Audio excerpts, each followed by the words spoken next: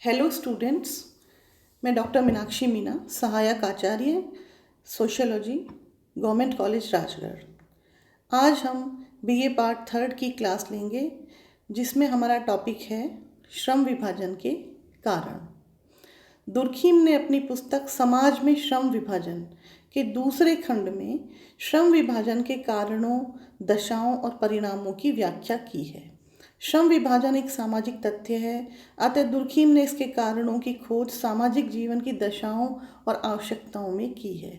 Durkheim के अनुसार श्रम विभाजन के कारण इस प्रकार से हैं। नंबर 1, जनसंख्या के आकार व घनत्व में वृद्धि। दुर्खीम जनसंख्या के आकार व घनत्व में वृद्धि को श्रम विभाजन का प्राथमिक कारण मानते हैं।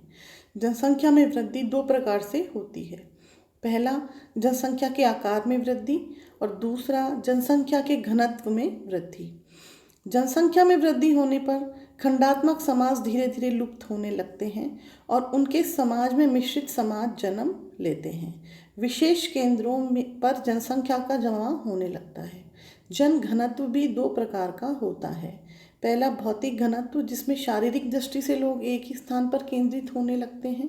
दूसरा, नैतिक घनत्व, जो भौतिक घनत्व का ही परिणाम है। इसमें लोगों के संबंधों में, उनकी क्रियाओं प्रतिक्रियाओं में वृद्धि होने लगती है। लोगों की अंतःक्रियाओं में वृद्धि से जटिलता उत्पन्न होती है, जिसे गतिशील या नैतिक घनत्व कहते हैं। जब जनसंख्या वृद्धि होती है तो अस्तित्व के लिए संघर्ष भी बढ़ता है।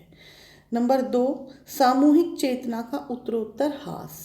दुर्खीम लिखते हैं कि यह देखा जा सकता है कि श्रम विभाजन की प्रगति उतनी ही अधिक कठिन और धीमी होगी जितनी सामूहिक आत्मा सशक्त और निश्चित है। इसके विपरीत यह उतनी ही अधिक तीव्र है जितना व्यक्ति अपने व्यक्तिगत पर्यावरण के साथ सामंजस्य करने में समर्थ है।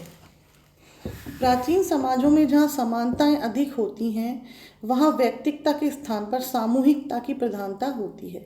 व्यक्ति सामूहिक हित और भावनाओं द्वारा मार्गदर्शन प्राप्त करता है, किंतु जब व्यक्तिगत हित व दृष्टिकोण सामूहिक हितों को दबा दे, व्यक्तिगत चेतना सामूहिक चेतना पर छा जाए, तो श्रम विभाजन व विशेषीकरण पनपता है। सामूहिक चेतना के घटने में कमजोर होने पर ही व्यक्तिगत चेतना और श्रम विभाजन में वृद्धि होती है। नंबर 3, पैतृकता का घटता प्रभाव। पैतृकता का जितना अधिक प्रभाव होगा, परिवर्तन के अवसर उतने ही कम होते हैं। पैतृकता के आधार पर जब समाज में व्यवसाय और कार्यों का बंटवारा किया जाता है तो श्रम विभाजन में बाधाएं आती हैं। समाज में पैतृकता का प्रभाव क्षीण होता है तो श्रम विभाजन को बढ़ावा मिलता है। प्राचीन समाजों में जहाँ जीवन सरल और सामान्य होता है, पैतृकता का प्रभाव भी अधिक होता है, जबकि आधुनिक समाजों में विशेषीकरण के कारण पैतृकता का प्रभाव क्षीण हो जाता है। श्रम विभाजन के परिणाम। नंबर 1, प्रकार्यात्मक स्वतंत्रता और विशेषीकरण। श्रम विभाजन का एक परिणाम यह होता है कि कार्यों के विभाजन के साथ साथ कार्य करने की स्वतंत्रता और गतिशीलता में भी वृद्धि होती है। इससे कार्यों में परिवर्तन के अवसर भी बढ़ जाते हैं। श्रम विभाजन में व्यक्ति अपनी क्षमताओं को विशिष्ट कार्य में लगा देता है। इन क्षमताओं का उपयोग होने से वे दिनों दिन परिष्कृत होती जाती हैं। इस प्रकार प्रकार्य का संरचना से स्वतंत्र होना, उसके गतिशील होना और विशिष्ट होना भी प्रगति की निशानी है। नंबर 2, सभ्यता का विकास। दुर्खीम ने सभ्यता को श्रम विभाजन का परिणाम माना है। जैसे जैसे श्रम विभाजन का विकास होता है, वैसे वैसे सभ्यता का विकास भी होता है। नंबर 3, सामाजिक प्रगति। दुर्खीम मानते हैं कि सामाजिक परिवर्तन और प्रगति का मुख्य कारण श्रम विभाजन है।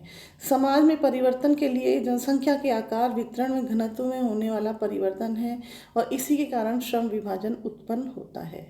चौथा पॉइंट है हमारा सामाजिक परिवर्तन व व्यक्तिगत परिवर्तन। समाज में परिवर्तन के लिए जनसंख्या का आकार व घनत्व, वितरण में परिवर्तन उत्तरदायी है। इससे समाज में श्रम विभाजन पैदा होता है। सामाजिक परिवर्तन के कारण ही समस्त व्यक्तिगत परिवर्तन होते हैं, क्योंकि व्यक्ति समाज का अंग है। नंबर 5, नवीन समूहों की उत्पत्ति व अंतर्निर्भरता।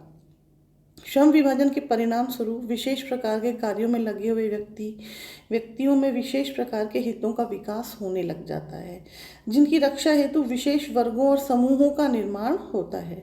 ये समूह अपनी आवश्यकता पूर्ति के लिए परस्पर सहयोग करते हैं व इनमें आत्मनिर्भरता पाई जाती है। जितना अधिक श्रम विभाजन होगा, उतनी ही अंतर्निर्भरता बढ़ेगी। छठा पॉइंट है हमारा व्यक्तिवादी विचारधारा। श्रम विभाजन के बढ़ने से सामूहिक चेतना शिथिल हो जाती है और व्यक्तिगत चेतना में वृद्धि होती जाती है। व्यक्तिगत स्वतंत्रता और स्वार्थ बढ़ते हैं जो व्यक्तिवादी विचारधारा को जन्म देते हैं। नंबर 7 है प्रतिकारी कानून और नैतिक दबाव। श्रम विभाजन कानूनी व्यवस्था को भी बदल देता है। यांत्रिक एकता वाले समाजों में जहाँ सभी प्रकार की समानताएं पाई जाती हैं, दमनकारी कानून पाए जाते हैं, किंतु श्रम विभाजन और विशेषीकरण के कारण समाज में पारस्परिक संबंधों का विस्तार और जटिलता में वृद्धि होती है।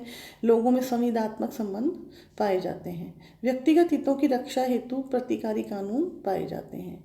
अब हमारा लास्ट पॉइंट है 8वां, सावयवी सामाजिक एकता। श्रम विभाजन के अभाव में समाज में यांत्रिक एकता पाई जाती है। श्रम विभाजन के कारण समाज में सावयवी एकता स्थापित होती है, जिसके विभिन्न अंगों में प्रकार्यात्मक निर्भरता और सहयोग पाया जाता है। तो ये हमारे थे श्रम विभाजन के परिणाम। तो आज हमने अध्ययन किया श्रम विभाजन के परिणाम एवं श्रम विभाजन के कारण। आज की क्लास में इतना ही। अगले वीडियोज़ में हम नेक्स्ट टॉपिक्स पढ़ेंगे। नमस्कार।